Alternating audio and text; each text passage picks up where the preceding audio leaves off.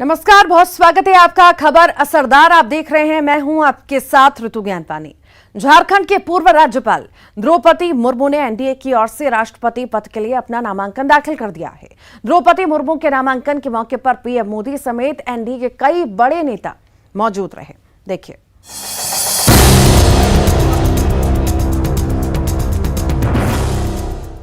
राष्ट्रपति चुनाव के लिए शुक्रवार को एनडीए उम्मीदवार द्रौपदी मुर्मू ने अपना नामांकन दाखिल किया। नामांकन के दौरान उनके साथ पीएम नरेंद्र मोदी मौजूद रहे।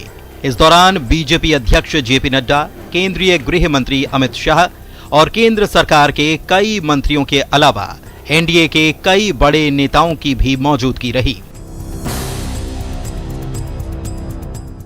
द्रौपदी मुर्मू के नामांकन के लिए योगी आदित्यनाथ, मध्य प्रदेश के मुख्यमंत्री शिवराज सिंह चौहान, मनोहर लाल खट्टर, हेमंत बिस्व शर्मा, पुष्कर सिंह धामी समेत बीजेपी शासित राज्यों के कई मुख्यमंत्री भी पहुंचे थे।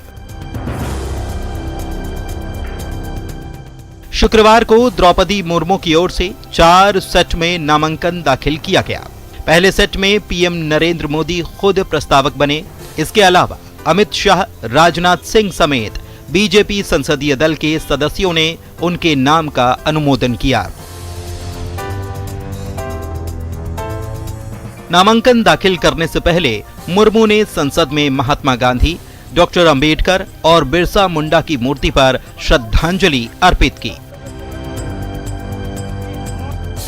बताया जा रहा है कि नामांकन से पहले द्रौपदी मुर्मू ने पश्चिम बंगाल की सीएम ममता बनर्जी, कांग्रेस अध्यक्ष सोनिया गांधी, झारखंड के सीएम हेमंत सोरेन और एनसीपी चीफ शरद पवार से फोन पर बात कर समर्थन की अपील की, जिस पर सभी ने मुर्मू को शुभकामनाएं दी हैं।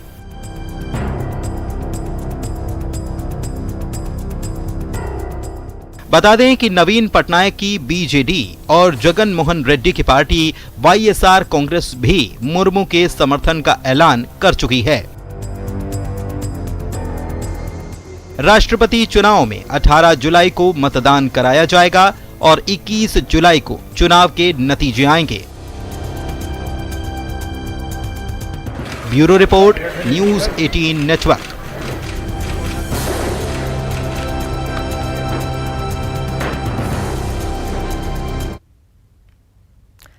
महाराष्ट्र के राजनीतिक संकट में शह और मात का खेल जारी है। एक तरफ बागी नेता एकनाथ शिंदे का गुट लगातार मजबूत होता जा रहा है, दूसरी तरफ विधायक एक एक करके उद्धव ठाकरे से अलग होते दिखाई दे रहे हैं। हालांकि बावजूद इसके शिवसेना मजबूत होने का दावा कर रही है। अब तक शिवसेना की तरफ से 16 बागी विधायकों को अयोग्य घोषित करने की मांग उठाते हुए डिप्टी स्पीकर को पत्र भेजा गया। दूसरी तरफ शिंदे खुद को विधायक दल का नेता बता रहे हैं। महाराष्ट्र के सियासी संकट पर यह रिपोर्ट देखिए।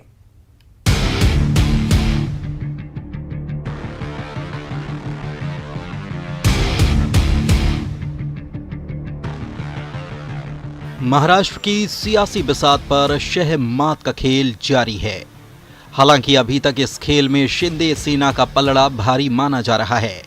गुवाहाटी के होटल में शिवसेना के बागी नेता एकनाथ शिंदे की सेना बढ़ती जा रही है और मौजूदा सीएम उद्धव ठाकरे की सेना कमजोर पड़ती जा रही है। सवाल तो अब यह है कि असली शिवसेना ठाकरे के पास है या एकनाथ शिंदे के पास। एकनाथ शिंदे का दावा है कि उनके साथ 40 से ज्यादा विधायक हैं। उनका दावा यह है कि जल्द ही और 10 विधायक भी उनके साथ आएंगे। महाराष्ट्र विधानसभा में शिवसेना की 55 सीटें हैं, लेकिन उनकी मीटिंग में सिर्फ 13 विधायक पहुंचे थे। ऐसे में साफ हो चला है कि बाकी विधायक एकनाथ शिंदे के साथ हैं। आंकड़ों के हिसाब से मौजूदा सियासी हालात में महाराष्ट्र की महाविकास आघाड़ी सरकार अल्पमत में आ गई है। उधर सरकार बागी विधायकों को वापस लाने की कोशिशों में भी नाकाम रही है। ऐसे में अब ठाकरे सरकार आर पार की लड़ाई की बात करने लगी है। उद्धव ठाकरे की शिवसेना अब नया कैडर बनाने की बात कर रही है।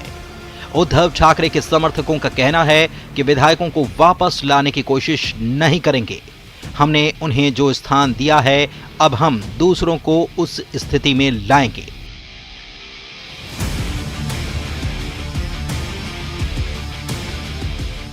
कांग्रेस और एनसीपी की तरफ से लगातार कहा जा रहा है कि उनका समर्थन उद्धव ठाकरे के साथ है।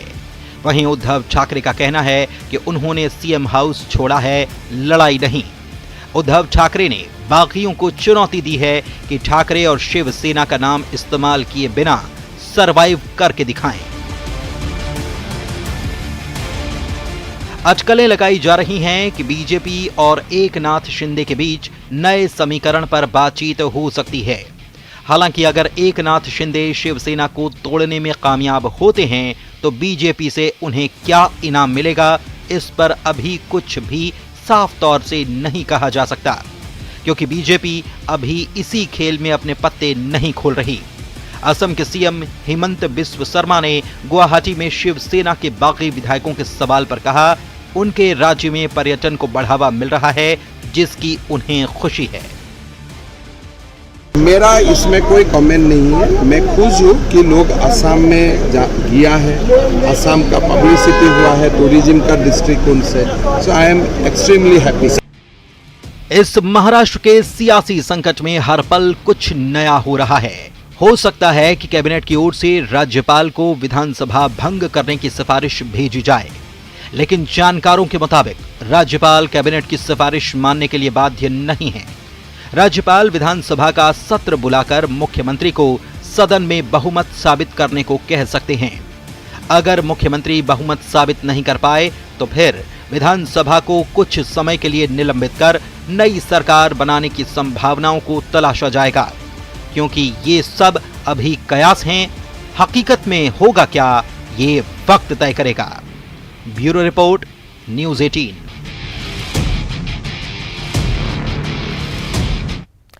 मध्य प्रदेश में गांव की सरकार बनाने का वक्त आ चुका है। सूबे में त्रिस्तरीय पंचायत चुनाव में कल यानी 25 जून को पहले चरण के लिए मतदान होगा। 52 जिलों में 8,702 ग्राम पंचायतों में सुबह 7 बजे से दोपहर 3 बजे तक वोटिंग होगी। यह रिपोर्ट देखिए।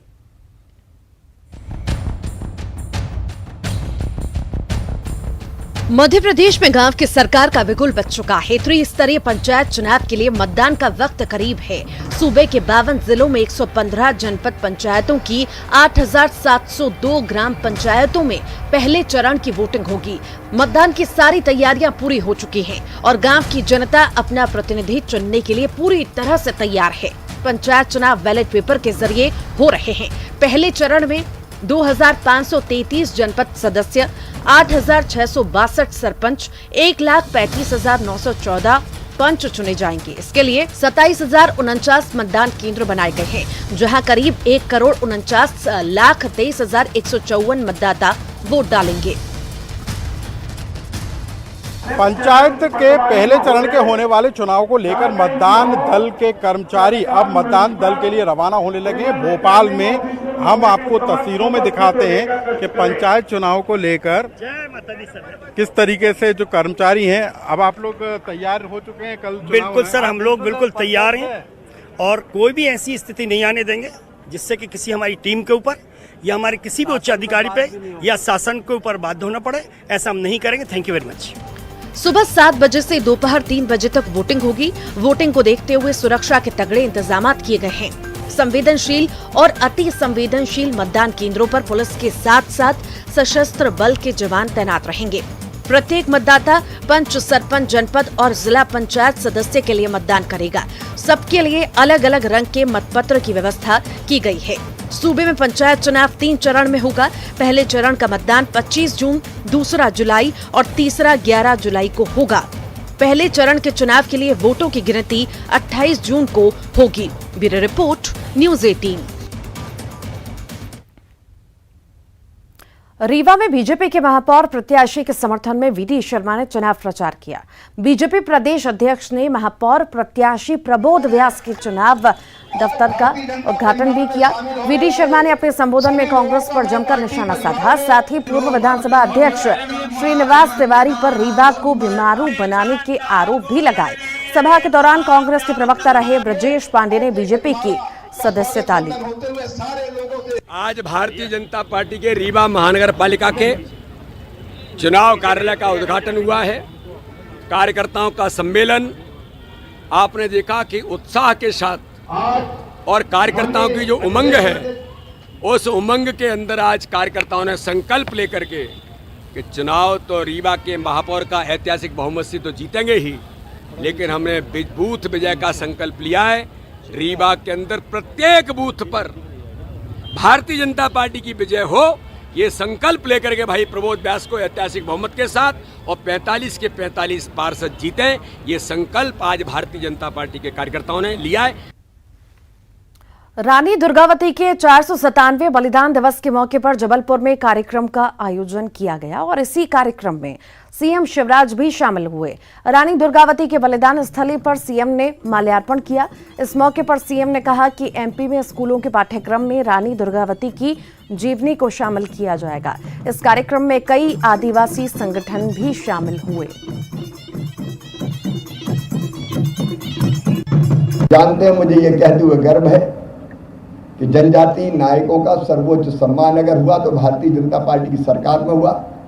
रानी दुर्गावती जी की समाधि हो, चाहे रघुनाथ साह, शंकर साह की प्रतिमा लगाने का काम हो, स्मारक बनाने का काम हो, बिरसा भगवान के जन्मदिन पर जनजाति गौरव दिवस मनाना हो, टंटा भील खज्जा नायक उनके स्मारक बनाने का काम हो, सदैव हमने आगे बढ़ के इस काम को किया है और रानी का पाठ जरूर पाठ्यक्रम में पढ़ाया जाए। इंदौर में महिला पुलिसकर्मी को गोली मारने के मामले में नया खुलासा हुआ है। टीआई हाकिम सिंह और महिला पुलिसकर्मी के बीच कार और पैसे का लेन देन को लेकर विवाद था। घायल पुलिसकर्मी ने बताया कि टीआई गाड़ी लौटाने में आनाकानी कर रहे थे और इस बात को लेकर विवाद हुआ, जिसके बाद टीआई ने महिला एएसआई को गोली मार दी।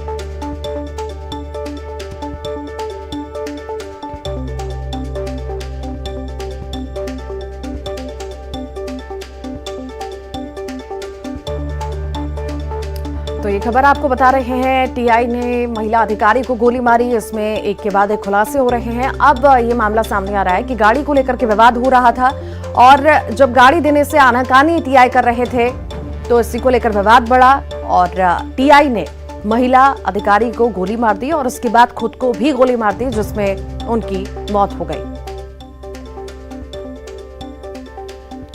फिलहाल हर पहलुओं पर पुलिस बारीकी से जांच कर रही है। मैंने उनको दे दिया था, पर वो है ना मुझे बोले थे कि मैं नई गाड़ी लूँगा और उनकी गाड़ी की बुकिंग भी है यहाँ पर इंदौर में। तो वो बोले मैं जैसे ही होगा उठाकर तुमको तुम्हारी गाड़ी दे दूँगा। तो सर हम उनसे 6 महीने से गाड़ी मांग रहे थे, वो गाड़ी नहीं दे रहे थे हमको। तो अब बस गाड़ी के मैटर्स पर ही मतलब मैंने उनकी शिकायत भोपाल में करी थी।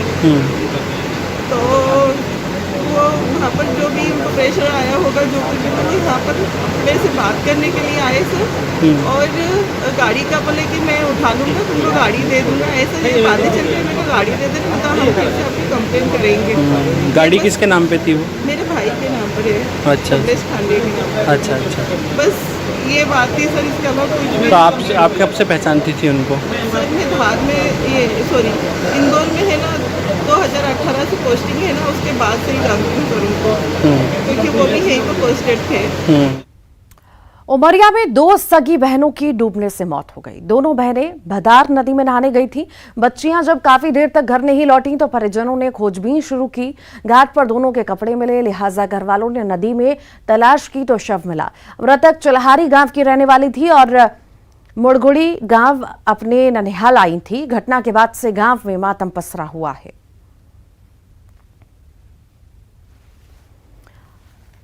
तो डूबने के दौरान 2 बच्चियों की मौत हुई है, 2 बहनों की डूबने से मौत हुई है। भद्रा नदी में नहाने के लिए बच्चियां गई थी और जब काफी देर तक घर नहीं लौटी तो घर वालों ने बच्चियों की तलाश शुरू की, जिसके बाद दोनों के शव नदी में मिले हैं।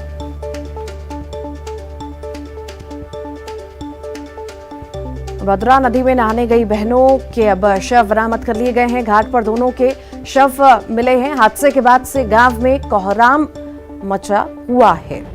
दोनों बहनें नहाने के लिए नदी किनारे गई थी और दोनों के डूबने से मौत हो गई। हादसे के बाद से गांव में मातम पसरा हुआ है। 2 बहनों की डूबने से मौत हो गई है। भदार नदी में नहाने ये बच्चियां गई हुई थी और जब काफी देर तक घर नहीं लौटी तो परिजनों ने इनकी तलाश शुरू की और घाट पर दोनों के कपड़े मिले और जब इनकी तलाश की गई तो इन दोनों के शव बरामद हुए।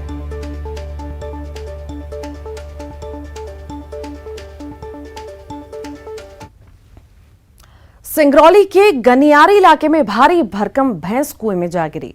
2 दिन से भैंस को निकालने की ग्रामीण कोशिश कर रहे थे लेकिन सफलता नहीं मिल रही थी। सूचना मिलने पर नगर निगम की टीम पहुंची लेकिन 50 फीट गहरे कुएं से भैंस को निकालने की तरीका समझ में नहीं आ रहा था। बाद में एक तरकीब अपनाई गई।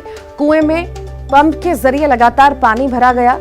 पानी भरने की वजह से भैंस कुएं के काफी ऊपर आ गई। बाद में जेसीबी की मदद से कुएं को तोड़ा गया और स्थानीय लोगों ने भैंस को निकाल लिया।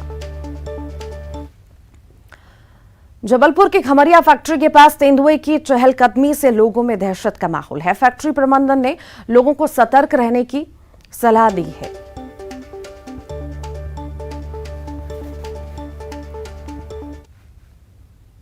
और अब आपको लिए चलते हैं और आदिवासियों की एक ऐसी परंपरा से रूबरू कराने जो प्राचीन होने के साथ साथ अनोखी भी है। ये ऐसी समाधियां जहां कब्रें हैं जो हैरान करने वाली है। किसी व्यक्ति की मौत के बाद जब उसको दफनाया जाता है तो उसकी कब्र को एक विशेष कलाकृति का स्वरूप दिया जाता है। क्या है इसके पीछे का कारण और क्या मान्यता है, देखिए इस रिपोर्ट में। पहली नजर में इन तस्वीरों को देखकर ऐसा लग रहा है ये कोई बच्चे के खेलने के पार्क हैं, लेकिन जानकर आपको हैरानी होगी ये आदिवासियों की परंपरा का हिस्सा है। नगरी ब्लॉक के गांव में सड़क किनारे, खेतों में, गांव के आसपास ये अनोखी समाधियां या कब्रें आपको देखने को मिल जाएंगी। आदिवासी जितने आदिम हैं उतनी हैरान करने वाली उनकी संस्कृतियां देखने को मिलती हैं। उन्हीं में से एक अनोखी संस्कृति है ये इस तरह के मठ बनाना। आदिवासी समाज में जो दिवंगत हो जाता है, जिनका स्वर्गवास हो जाता है, उनकी मौत के बाद उनकी यादगार में जो मठ बनाया जाता है उसमें ऐसे प्रतीक चिन्हों को बनाया जाता है जिससे मृतक का कोई संबंध रहा होगा या उसके शौक का वो हिस्सा रहा होगा। आदिवासी समाज में अंतिम संस्कार के अलग अलग रिवाज हैं।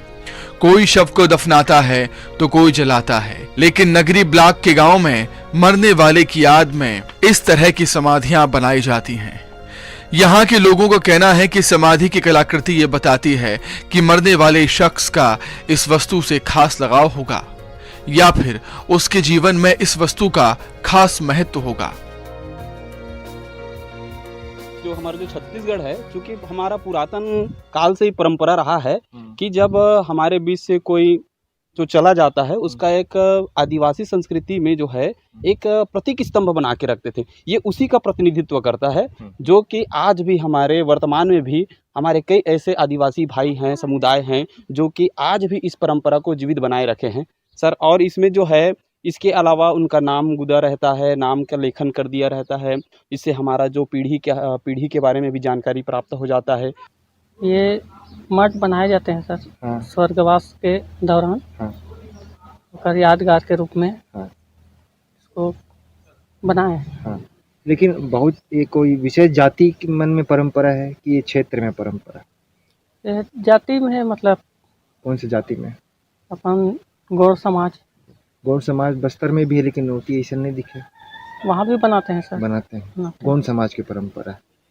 आप पुराना सियान मन बनाते हैं तो एक परंपरा रही है, सदियों से उनकी परंपरा चली आ रही है कि वो अपने घर के सियान, बुजुर्ग, युवा जिस रूप में अपनी ज़िंदगी की पूरी जीवन शैली जीते हैं और उनकी मृत्यु होने के बाद उसकी जब मठ स्थापना की जाती है तो उस मठ में मोटर, कार, बस की आकृति का उनका प्रतीक चिन्ह बनाया जाता है और उस प्रतीक चिन्ह पे प्रत्येक 30 त्यौहार में या क्षेत्रीय त्योहारों में बराबर उस मठ में जाकर के अपने आस्था का दीप प्रज्वलित करते हैं। ये सदियों से चला आ रहा है आदिवासियों की ये परंपरा और बहुत बढ़िया है क्योंकि एक आस्था अपने सियानों का, अपने बुजुर्गों का उस मठ पे स्थापित करके उस आकार के दे करके बनाए रखते आ रहे हैं। कई सभ्यताओं में लोगों के शवों के साथ उनके दैनिक उपयोग के सामान उनके साथ कब्र में दफनाने की परंपरा रही है। और छत्तीसगढ़ के आदिवासी अपनों की मौत के बाद शव की समाधियों को विशेष आकार देते हैं, जो काफी दिलचस्प है। शायद ये लोग अपनी आने वाली पीढ़ी को पूर्वजों के बारे में इस तरह से जानकारी देना चाहते हैं और अपनी पुरानी परंपरा को भी जिंदा रखे हुए हैं। जैसे कि जीप जैसा कोई वाहन दिख रहा है, इसका मतलब यह है कि ये उस व्यक्ति का मठ है जिसे जो या तो ड्राइवर का काम करता रहा होगा या उसे वाहन चलाना पसंद रहा होगा। इस तरह से आदिवासी समाज मृतक के बारे में आने वाली अगली पीढ़ी को जानकारी देना चाहती है, एक चीज़, और दूसरा मृतक के लिए सम्मान का भाव भी प्रकट कर सकती है। ये अनोखी संस्कृति वाकई हैरान करने वाली है। अभिषेक पांडे, न्यूज़ 18 धमतरी। और इसी के साथ ही खबर असरदार के इस बुलेटिन में इतना ही। खबरों का सिलसिला लगातार जारी रहेगा।